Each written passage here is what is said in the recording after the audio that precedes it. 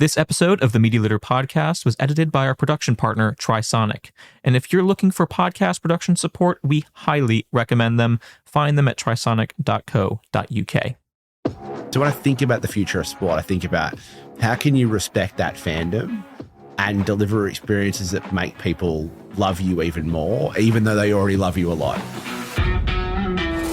Welcome to the Media Leader podcast. I'm Jack Benjamin. This is one of a series of 2 bonus episodes of the podcast. Everyone in this industry knows that AI is changing the world of media and marketing at a rapid pace. So, in partnership with Salesforce, we were delighted to interview 2 brands to learn more about how they are using AI to drive better business outcomes and efficiencies.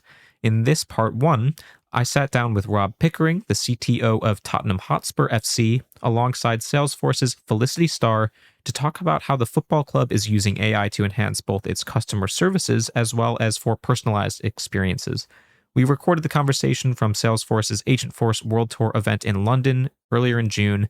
Here it is. I hope you enjoy. For this very special partner episode of the podcast, I'm joined by Salesforce's Felicity Starr and Tottenham Hotspur FC's Rob Pickering. Welcome to the both of you. Thank you for having us.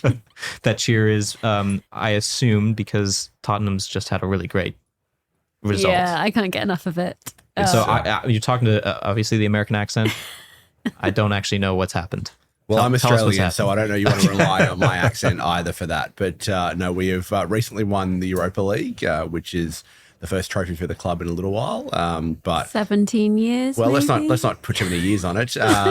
But certainly it's been exciting for the club, and it means that we're part of the Champions League next year, which is really consequential, or next season, sorry, which is really consequential for us as a club, but also just a reward for effort for the team who have had a tough year, but have been managed to be successful at the end of the year. So it's a very good time to be at the club. Nice. Well, big congratulations. I'll let you both introduce yourself. Felicity, what do you do at Salesforce?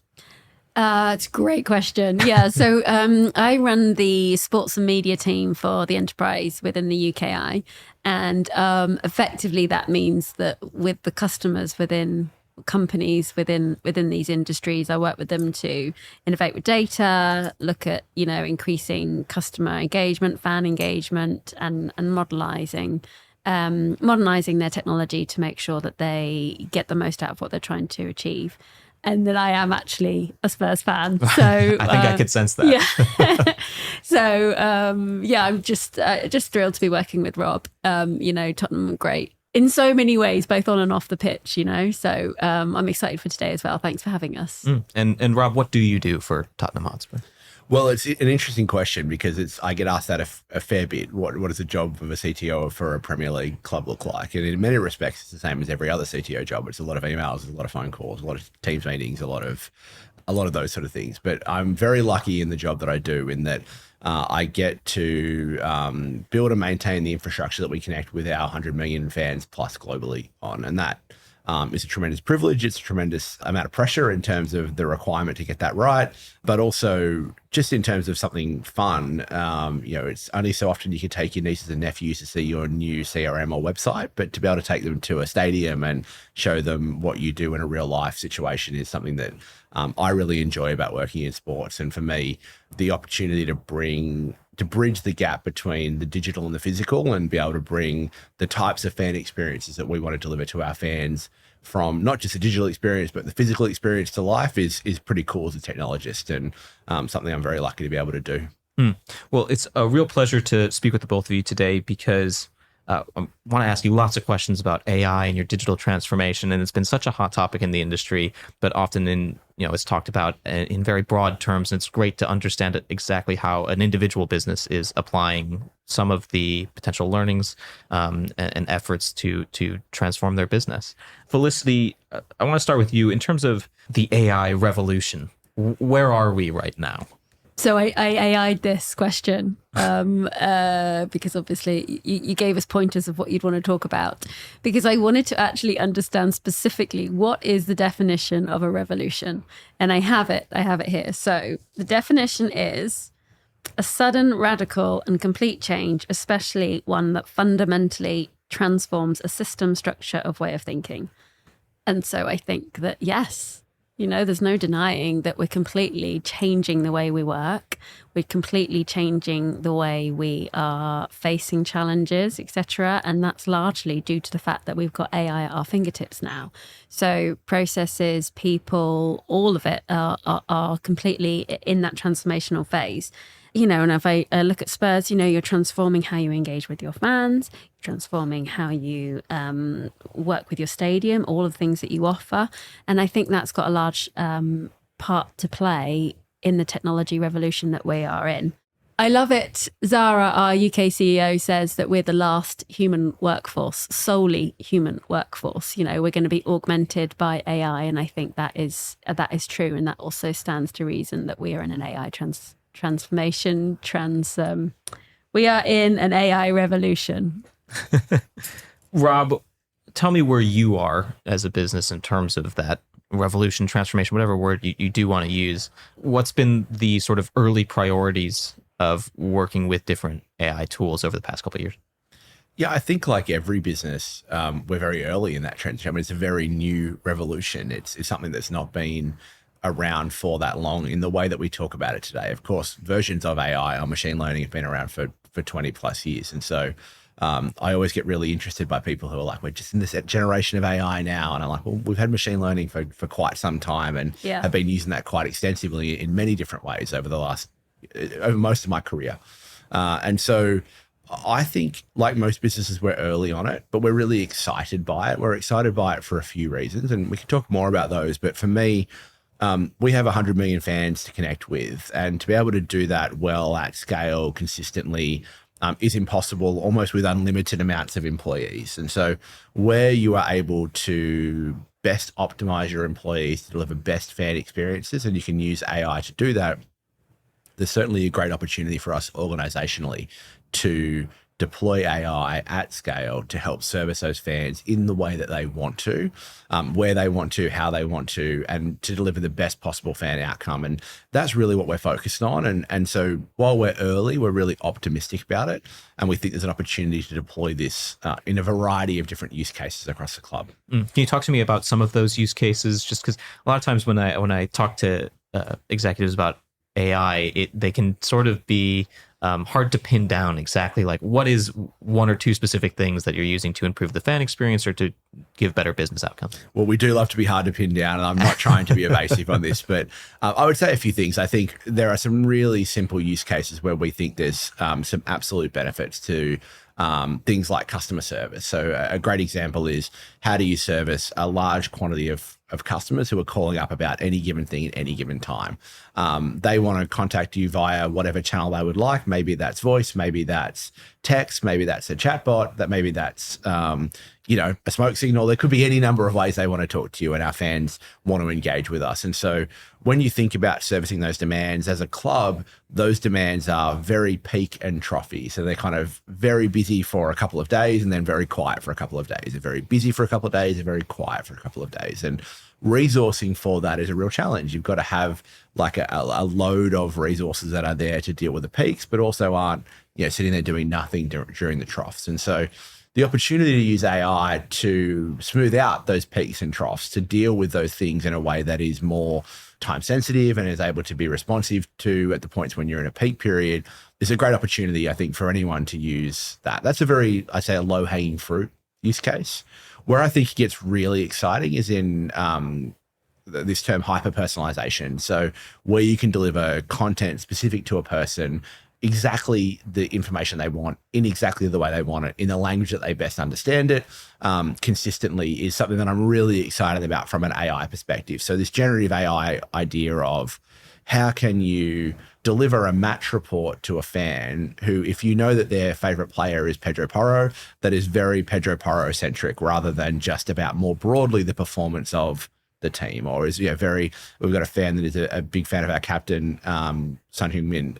How do we deliver content that is very, very heavily about his performance rather than just about a generic performance? And you can't do that with people. That is simply impossible at the sort of scale that we're talking about, 100 million fans wanting different types of content. So the use cases, I think, are everything from quite basic. How do you deal with service requests in as efficient manner as possible on the channel that fans want to talk to us on as quickly as possible, so they get what they need as they need it, all the way through to how do you deliver really heavily customized content specific to a fan because you know enough about them and you have a content generation engine that you can use to deliver that content at scale. It's really fascinating. Felicity, what do businesses generally need to be doing in terms of meeting both of those different, from maybe from a content perspective, but also from a service perspective?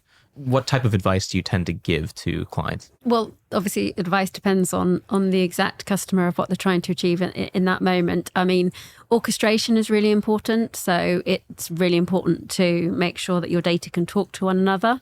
So you don't have these silos, because with that, then you'd be only getting the view of a certain point rather than a holistic point of view. So that's really important. And obviously, we help customers do that all the time in terms of making sure as the audiences, the fans evolve, that the data is being brought along with that. I mean, it's so tricky to say what advice I would give to somebody looking at AI. Number one, you would look at the outcomes that you're trying to deliver. So as a company, what is important to you and how do you want to achieve that? An AI agent force can really assist with that when you get specific. No point in having, agent force without actually a specific reason to use it, right? In terms of at Salesforce, how we're using agents is it's completing tasks on our behalf. We've moved on from the predictive analysis to agents working on our behalf, doing the menial tasks, which means that we have a lot more time to do other things. We're freeing up to spend more time with our clients and then being more creative. So it's a really wide open playing field, pardon the pun, for companies to take advantage of how they can help move their companies forward. And, we touched upon it being a revolution earlier, and Rob, I think you're absolutely right. We've been in this AI world for quite some time. I guess the new part is the agentic. But because we've been in AI for quite some time and data, I think companies are ready for the change. Companies have been seeing it, are preparing for the change and have been for quite some years. So I think on the whole, most companies are ready to adopt in certain circumstances for certain use cases. You mentioned the agentic piece is really the newer piece that's come in. And Rob, I'm curious, in what ways are you making use of agentic AI?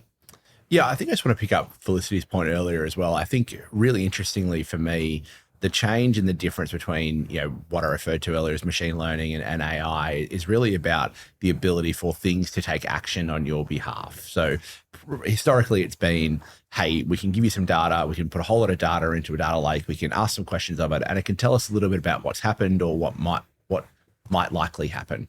The change and the big delta here has been around out of that, you can actually, in an agentic world, you can use systems to take action on your behalf to deliver an outcome. And that's been the gap. It's that last mile between knowing what you should do and then actually doing it. And that's where a tool like Salesforce, is helpful. And why we've chosen to go sort of all in from a Salesforce perspective is that when you have all of your data in one system of record, and you can then use that same system of record as your system of engagement and go back and fill in your system of record with the data of what's happened, you get a really rich view of what's happening with your customers, with your fans. And so it allows you to then take action in a way that you couldn't have done otherwise without a human then looking at it and deciding they should do something about it. And just a couple other points on Felicity's answer before. I think a few tips, if I can add some there, is the number one thing I would say to any person looking at agentic AI or AI in general is you have to get your data into a place that enables you to do that well enough. And many organizations, and certainly many of my peers who I've talked to over the last 10 or 15 years, we spent a good chunk of the time during the early 2010s focusing on data governance. How do you get your data governed well? How do you know what you've got, where it is? Who's got access to it? What are you doing with it? And that was with a security lens to it primarily. But as you sort of evolve now into an AI world, that work has become even more valuable because once you know what data you have, where it's come from, what you're doing with it, it can then take you that next mile of actually doing something with it rather than just having it sitting in a repository for you to ask questions to. And so my number one recommendation is thinking about what data you need to perform your AI use cases and then connecting that data in an effective way so that it's not just once off. You can't do it once and say, I'm done with my data, problem solved. I wish it was that easy. I certainly would have more hair if that was the case, but it is absolutely the case that you need to build a world where that data is connected and continues to be connected, and then able to be surfaced into a system of engagement that allows you to do what you want to do with it, whether that be service, whether that be customized content, whether that be, the opportunity to do next best action for your contact center agent, whatever that is, unless it's into a system that you can do something with it, it's not very valuable. It's kind of back to the world of ML. And the reason why we chose to adopt all of the Salesforce clouds, and we are sort of all in, as I said earlier, we were in sales, service, commerce, marketing, data, Tableau, MuleSoft. We're all the way in, not just because they're great products, and they are great products. We're all the way in because by being all the way in, our ability to take action based on the things that happen inside of those systems is much simpler than a world where I'm trying to connect and integrate multiple enterprise systems. And so something that I'm really happy is a decision that we made, but more than that, it will really underpin our future for agentic AI. And so I hope that kind of answers your question as well, definitely, in terms of how we're thinking about using agentic AI. The way I'm thinking about using it is the more data we have about our fans, about our partners, about our people that we work with, the more ability we have to deliver the types of experiences that grow their fandom. If that data is disconnected, not well managed, not well maintained, not in a system that we can take action from, then it makes it incredibly hard for us to deliver the types of experiences that we want to. And then it falls back to kind of manual people doing manual work. And so that's how I'm thinking about agentic AI. Many businesses will be different. Not everyone has the ability to start with a bit of a clean slate like I have. But the tip, if you aren't, is you've got to get your data flowing into your systems of record and systems of engagement in a consistent way to allow you to build agentic AI workflows. What types of specific agents are you wanting to use and customize? And sort of in what ways are you making the best use of the tech? Well, I think it's sort of all of what I just spoke about. I mean, there are service-based agents where we want to build, the ability for people to ask questions and have those answered in a natural language sense. So ask natural language questions, be answered in a natural language way, without having the intervention of a human necessarily. If they want that, they can still have that. But I've just got to ask a very quick question. I want a very quick answer. The experience of calling up, waiting in a contact center queue, and ultimately getting to a person who will absolutely help you. But after you've maybe been on hold, even in the best scenario, you might have been on hold for 30 seconds. The answer might only be a 3-second answer. Hey, what time do gates open? Some people will call up and wait for the answer to that. If you've got an agentic workflow that's able to answer that question with the context, it's different. And so to play that out a little bit further, our premium guests at the stadium, the gates open slightly earlier than general admission guests. So if we know that you're a premium guest, instead of just giving you a stock standard answer of the gates open at 3 p.m., which is when the gates open for everyone, the gates open for you at 2 p.m. So we should know that the gates open for you at 2 p.m. and we should be able to tell you that so that you know that, because we have the data about who you are, but also the data about what you can do. And that's the value of having that system into a single system of record, that data into a single system of record. And that's why it matters, I think, in terms of the ways that you deploy agents. And there's a whole variety of agents that you can look to build. I mean, really, if you have the data for it and you have the use case for it, you can build an agent for it. And that, I think, is the most exciting part about this, because we are only just learning now, as we bring these data sets together and the capability of things like Agentforce, what the types of use cases we can deploy are, and many businesses will be the same. So if I could sort of add one more tip, it's just to start, because once you start, you'll uncover 100 more use cases for it. I think a lot of businesses sit back on the fence and say, hey, we want to do AI, we've knitted this plan and a strategy, and we'll spend ages at it. Just try something. Have an idea, have a go at it. Does it work? Does it not work? Iterate on it. It doesn't even need to be public. Do it internally. Do it with your HR systems. Put all your policies into an LLM and ask a question of it and say, can you tell me what our policy for traveling more than 8 hours on a commercial flight is? That is an answer that I might want to know as an employee, but I would have to go and look at my travel policy, scroll down, find it, maybe search for it. I could just ask a natural language question to it. So I think businesses can get a little bit stuck on the how do we start? And I think you just start. Felicity, what's been the experience in terms of getting people started, but then also sort of taking them through those earlier steps? I mean, obviously, Rob talked a lot about linking data. Of course, that's really important. But ideally, a lot of the companies have been doing that for many years before even getting into this whole new world of agentic AI. I will answer that question. I'm still just smiling from all of the lovely things you said about Salesforce. So thank you very much. Much appreciated. I will give you a Christmas card. Yeah, a couple of things. I hear my colleagues at Salesforce talk about if you can write it, you can do it. I know it's a bit Disney, believe it, you can do it. But I love that saying. So if you can actually conceptually write down what you're trying to do, the agentic agent force will be able to do it. So the world's your oyster. So that's number one. I couldn't agree more with regards to getting your data sorted. And yes, in a beautiful world, you have a single enterprise platform, obviously Salesforce, and then you go from there. That's not really the way most companies, unfortunately, can work. You grow up through the age, and you have different areas and different places. So I'd say you need to have the data for your use case. So if you're stuck, as Rob says again, if your data will probably never be ready, gold star. Because it's changing all the time. But if you do really want to get started with AI, then have a subset of that data and you can use that on that use case. In terms of getting that foundation right, getting your data clean, etc. I mean, without that, AI is just, can be sort of guesswork at scale almost. The other important thing, and I think you touched upon it as well, is the governance and the teaming and the education, and the bias and all of the things that you have to be mindful of when you're working with AI. Our processes are changing, and we need to be coherent of that and make sure that the team are educated as well. Rob, you mentioned a number of things that excite you clearly about AI. I mean, I can really feel how fascinated and interested you are in the tech and applying it. Is there anything that daunts you to Felicity's point around needing to be at least a little bit careful around a lot of these issues? No, I think it's like any new technology that organizations are looking to adopt. There is an adoption curve that requires you to be mindful about where you want to end up as much as you are excited to start in that process. And so I think all the things Felicity's talked about, ensuring that you're working with models that have bias out of them, ensuring that you have some safety around it, ensuring that you have some level of knowledge, understanding, education for your teams on when you should use AI, what you should use it for, that you're transparent in when you use it.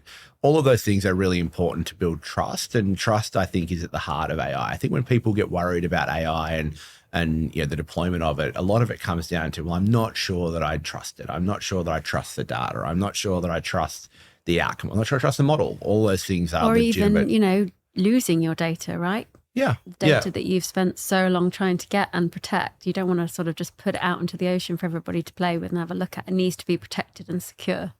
No, I completely agree. I think there's a lot of things to be mindful, but there are a lot of things to be mindful with any technology deployment that you need to think through. You need to think through adoption. You need to think through how am I going to support this? You need to think through how am I going to develop it? What am I going to do from a use case perspective? How do I measure its success?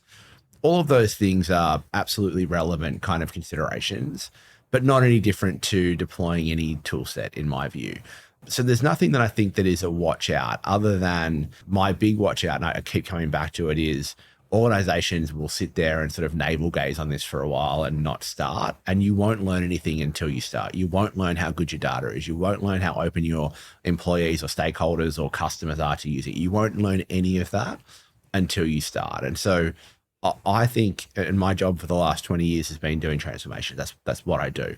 I always think the best way is to just start and find your way through it. Because if I spent a year or 18 months coming up with a plan and a strategy and a completely detailed project plan, everything I'm going to do and exactly how I'm going to do it, by the end of that process, it will already be out of date and I'll be moving to a target that won't exist anymore. So I kind of will be moving to where the ball was, or where the puck, to use a US-ism, to moving to where the puck was, not where the puck is going. And so for me, the thing to be most worried about is inaction, because in a world of AI, if it all goes as we expect it to, and I think we're all pretty bullish about it, those that aren't skating to where the puck is going will be left far behind very quickly. And so the quicker that you can start moving even if it isn't perfect, even if it's just directionally where you think you should be going, you will be far ahead of those who will spend the next 12 months deciding what their policy will be around AI adoption. Now, that is not to say that you want organizations to be reckless or that we are reckless in looking at that. It's to say that with the right guardrails, with the right things in place, using the right systems, maintaining the data in the way that we expect to, and that we have kind of defined as the right way of doing things, you will be able to do that in a safe way. But you've got to start to work out where you will take this. And if you don't, you will simply be left behind by your competitors who will. So then tell me about what's next, because you have started, at least with you and yourself and your team. So what are you looking to accomplish, next in the digital transformation journey? Well, we have a few strides to our transformation journey. And as I said earlier, Salesforce is a really big component, a central component of what we're doing here today from a transformation perspective. So what is next for us is really getting through this project. We've got a series of things to do over the next 7 months. This transformation for us will take start to finish for the entire business. Will take a little bit over 12 months, which is a pretty aggressive time frame. And it's kind of, I guess, what I'm known for, which is why I get the jobs that I get. But the practicality of that is that we need to get through this process to deliver the value that we expect to deliver, and then to be able to iterate on that value into the future. So what I think is next is more use cases, doing more things and delivering more value. But what that is really hard for me to say. And it's not because I'm being cagey about it or I think it's particularly sensitive information. It's to say, I don't know, because I'm really fascinated about where AI will go and what the capabilities will bring once we get to a point where we've got these systems of record and systems of engagement connected really tightly and data is flowing across them. Then the opportunities are almost endless. And to Felicity's point earlier around kind of if you can think it, you can do it, or if you can write it, you can do it.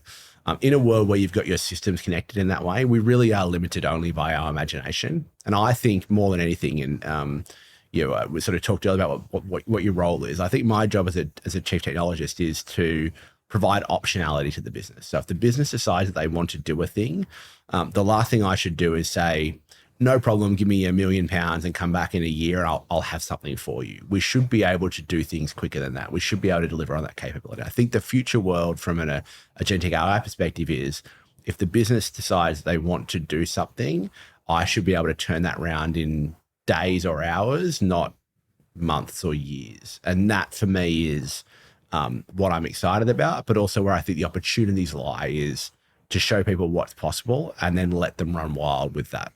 And Felicity, what do you think in the nearer term, let's say in the next year or two, what are the big things that businesses should be prioritizing or working toward to make sure that they are set up for success in the future?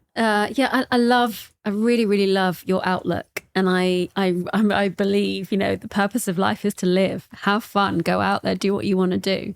I couldn't agree more with, fail fast, get stuff done, see what you learn. You learn the most from your mistakes. If we're talking short term as well, a bit of a plug, but we do have Salesforce Foundations, which is basically customers, anybody can use Agentforce for free to try out use cases and to see where they want to start. So you don't have to spend millions to jump in and get the whole of your company on Salesforce. You can have a play, have a test, and get out there and do it. So I think within the next year, I'd say to everybody, try it. You don't know what you don't know until you've given it a go, and we can obviously help you with that. In terms of the next year, I mean, certainly with Spurs, the hyper relevant fan engagement is so exciting at scale, and I think you may have even opened with it. But imagine reaching thousands of fans with content that they want to know about. I mean, that will just drive the experience through the roof. For every match, every time. He doesn't need to be, on a time. I mean, agentic agents don't sleep. They're there and ready to go for the whole time. So for the next year, I think we'll see a lot of companies trialing more. I think we'll see the results. And I can't wait to come back, in 12 months when Rob has created the new platform and delivering the results and see what they will be. Yeah, Rob, longer term, what does the future of sport look like more generally, whether it's football or other sports? You mentioned the personalization aspect that you're wanting to bring in more of, that Felicity just alluded to. Take me 5 years into the future. What do you want the business of sport to look like? Yeah, it's a really great question, and something I've spent a bit of time pondering, given I've worked in sport for the last sort of 5 years or so.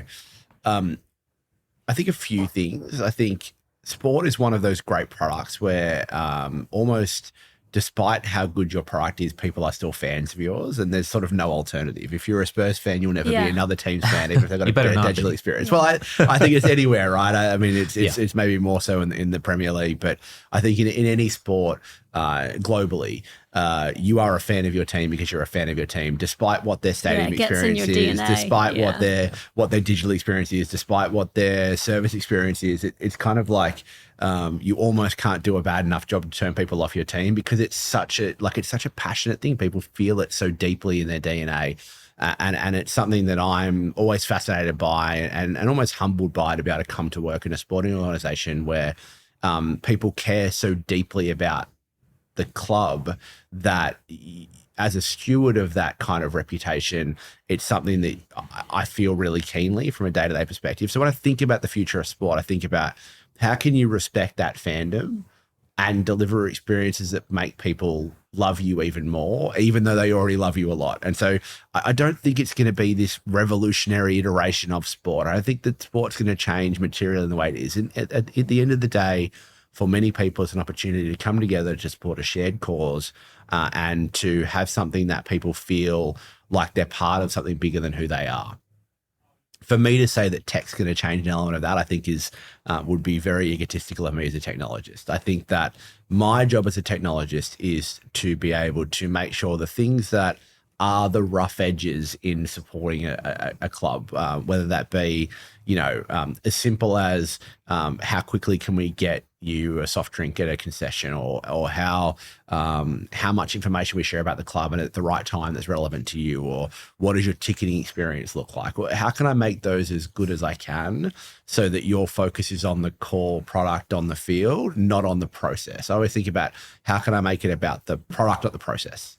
And for me, that's my focus. And there's lots of opportunities in sport everywhere to do that. Every sport you go to, I was lucky enough to be in the US this last week, and I went to a Yankees game and I went to UFC 316. And both of those were really different fan experiences. I mean, I've been to a Yankees game before. I've not been to a UFC event in the US, and really different fan experiences. And I was fascinated just as almost like a casual observer, not really a fan of either. To be able to see the experiences as a fan and take away from them what the best experiences in global sport look like. And I think we do some things better. There's opportunities to learn elsewhere, but sport itself is so central to us from a society perspective. And I think in the UK even more. Australia is a sporting mad nation. So I come from a background where sport is central to what we do. And I think the UK take it to another level again. But to be able to pick where that's going, I think is really hard, except what I do know for certain is that the more frictionless you can make a fan experience, whether that be in person, whether that can be digital, wherever that is, the more people will focus on the sport and not on the process. And that's my job. It's to sort of get out of the way and deliver a fan experience that allows people to focus on the thing they love, which is the thing happening on the field. A good lesson for anyone in sport, but also really any brand out there. Removing friction is generally a good idea, I have to imagine. If you ever go to work for any of the Chicago sports teams, you'll have to let me know, because I'm still a free agent for the Premier League. So, we can talk later about convincing me over We'll get you a jersey Spurs. And we'll get you a t-shirt and you'll be a fan already. You can join Felicity as a fan of the Spurs. But it's incredible, because I think when you look globally, there's obviously places where sport is central to society. And the US is one, Australia is one, the UK is one. It's not everywhere.